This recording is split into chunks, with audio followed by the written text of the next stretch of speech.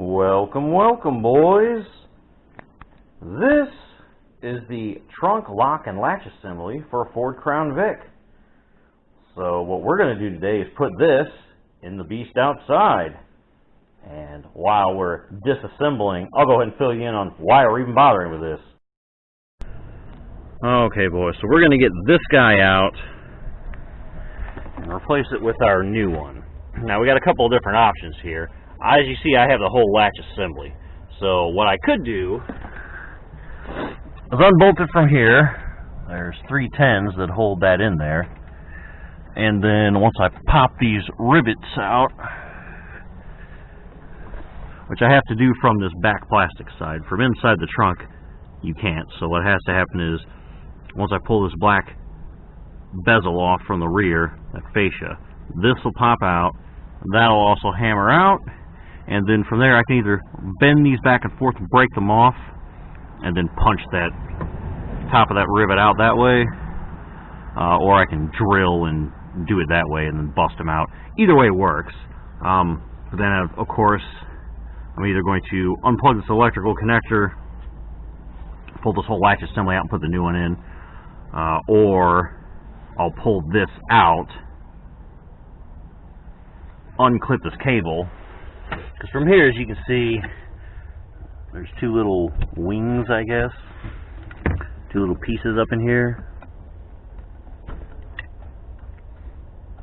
that's holding and securing that in. So you go in there, squeeze them, and then you can pull that out.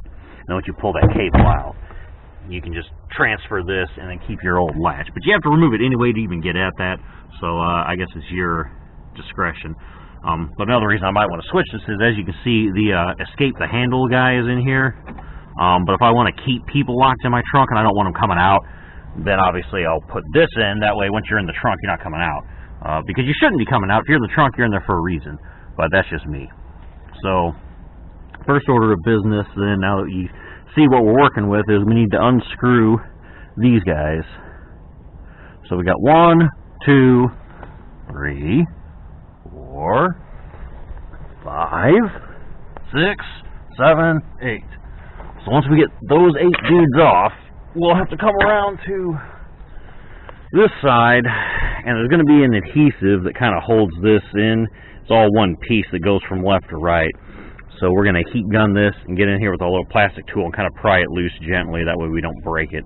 So we'll get doing that and changing this lock out. Alright, so you guys can see something here.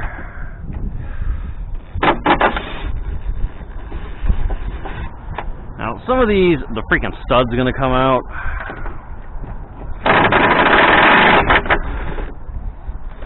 This one, we got this out.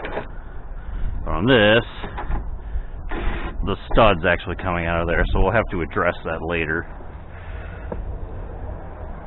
by putting the stud back in and lubing it so we don't have them problems again. Now, I'm even doing this because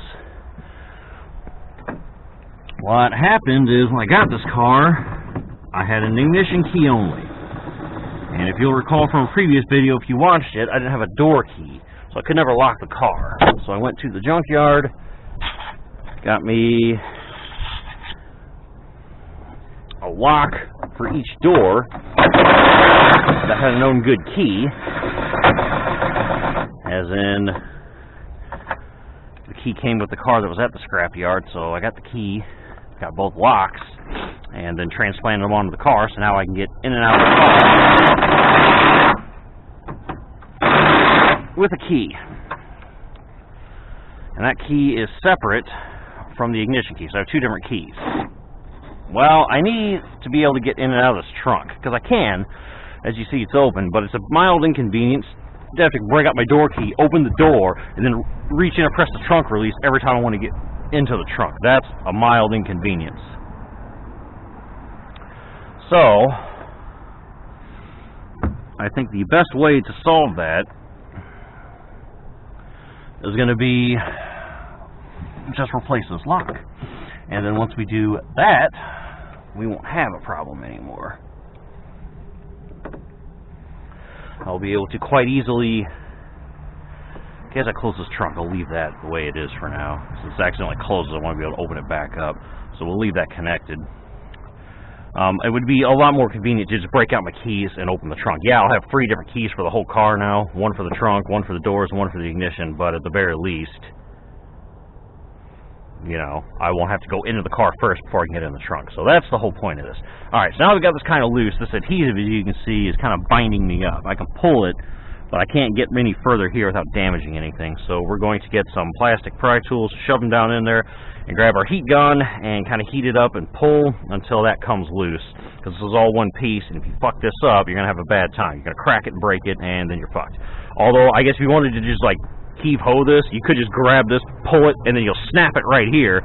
And then, well, that'll be out of your way, and then you can do what you have to do. But I don't recommend doing that. That's why we're doing it this way. So, now we have these 2 pins. Well, these 2 dealios. Rivets, we're going to push these out. And then go in here, and then get rid of those 3 spots poking through. And then we'll knock these big round pins out. And then once we rotate this and out, that whole lock assembly's out. And then we can put the new one in. Or, you know, like I said, you can either switch that or not, whatever, but we're going to switch the whole thing, boys, on ours. So once you get locked in here, you ain't getting out.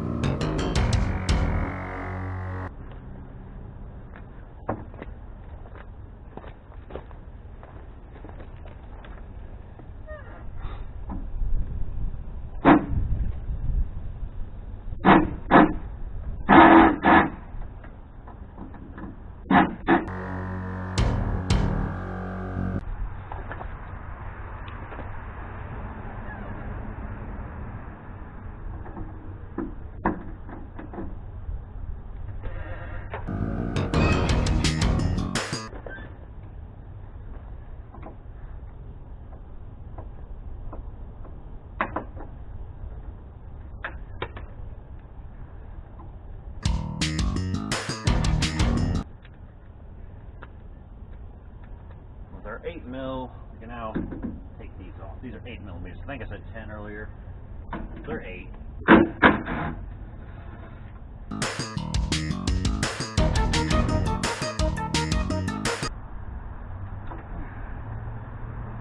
Alrighty, boys. Get that crap out. Let's put our good stuff in. Let's get her in.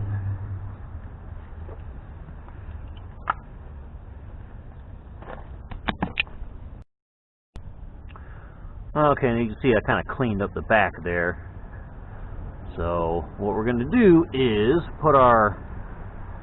I do have some old weather stripping type stuff I used to reseal that cowl on this car and my town car, in case you don't remember in a previous video. So I still have some of that left, so I'm going to use that as the new so-called adhesive. So we're going to run it under here, down and around until I run out. I had 10 feet. I don't think I'm going to have quite enough to do this, but we'll get the areas that need covered, I think, before we put that fascia back on. And I also went ahead and used some vice grips on this end of the stud. I'm going to use my impact driver, the 10mm, to back all those out. So I put the studs back on the fascia, which is inside the house at the moment. I also Loctited the studs into the fascia, and then I'm going to use anti-seize where the nuts bolt on the inside of the trunk part. And then we'll go ahead and do that. And let's get our... I guess before we do the fascia, though, we will go ahead and mount our deal back in here. Trunk latch. And make that cross process go as smoothly as possible, I'll go ahead and let you know, since we punched the our deals out, rivets, what I do have to replace those is, I thought I brought them out here. Damn it, they might be inside. Alright, hold on, let me go get them. But I'll explain and then you'll see. So what I actually used as a replacement was the same 3 bolts that held this latch in place, those 8s. When I removed this one from the junkyard car, I took the 3 of them, and then I had some spare nuts that thread over them from the BMW. So I'm actually just using these bolts that are going to run through here and then affix that lock in place. But I'll go grab them. They're inside, apparently. Okay, boys, and here's our deals. So these are the same ones that came off of this trunk latch part, the 3 that held it on. I snagged the 3 from the junkyard when I took this. That way I could use these with these thick, huge washers to go through the trunk. So we got the 7 or 8, whichever one this is again, and then the 10, and that'll bolt the key part into place.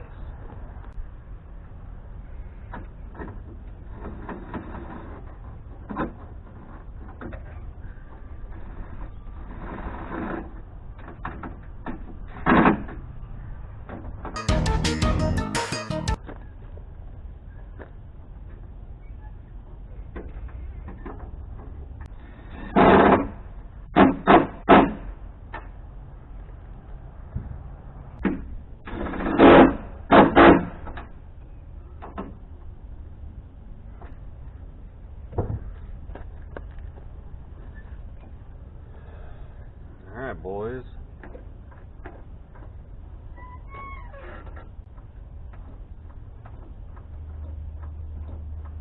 Moving something. Just press the button and see what happens.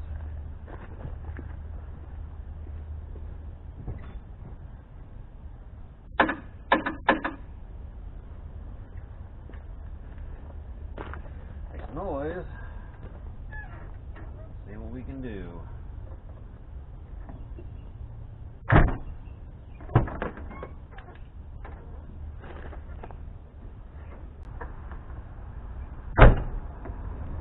Start popping it.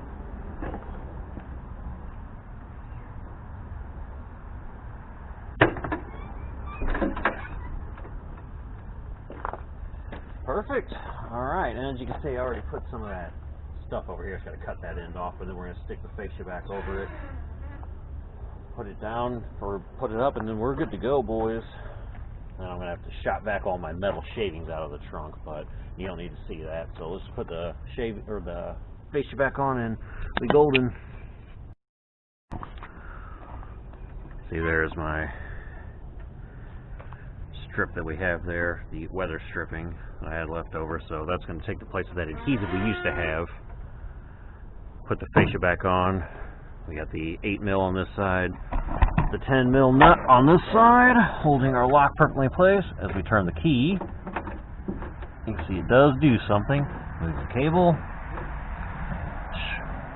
opens the latch. We have the power running to the latch as well. We now have our escape man gone, so you can't get out of this trunk once you're in it. Sucks to be you. But I will have to get my shop vac to clean all these metal shavings out of here from drilling out those ends of that rivet. But other than that, she's good to go, boys. So let me go ahead and go inside, get the fascia, put it back on, and I'll have to weigh the trunk back down again so I can actually do it where you boys can see it.